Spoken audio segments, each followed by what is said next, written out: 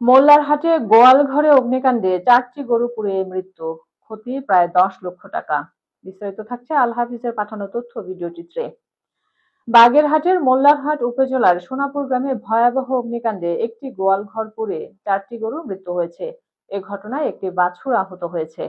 এছাড়াও একটি ষাঁড় গলার রশি ছিঁড়ে বাইরে বের হয়ে প্রাণে রক্ষা পেয়েছে। বৃহস্পতিবার দিবাগত রাত আনুমানিক ১২টার দিকে এই অগ্নিকাণ্ডের ঘটনা ঘটে। ক্ষতিগ্রস্ত পরিবার ও স্থানীয় সূত্রে জানা যায়, গভীর রাতে হঠাৎ গোয়াল ঘরের আগুনের সূত্রপাত হলে মুহূর্তের মধ্যে তা চারদিকে ছড়িয়ে পড়ে। আগুনের দেখতে পেয়ে এলাকাবাসী দ্রুত ছুটে এসে আগুন নিয়ন্ত্রণের চেষ্টা চালায়।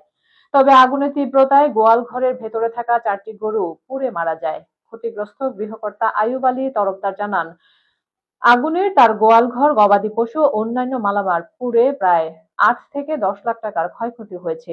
তিনি বলেন, ঘরের চাঙের উপর পাটকাঠি রাখা ছিল। ধারণা করা হচ্ছে কেউ হয়তো শত্রুতাবশত সেখানে আগুন লাগিয়ে দিতে পারে।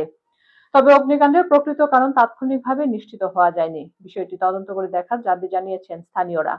এদিকে এই ঘটনায় এলাকায় চাঞ্চল্যের সৃষ্টি হয়েছে। বিশেষ করে গবাদি পশু পালনকারী পরিবারগুলোর মাঝে আতঙ্ক বিরাজ করছে।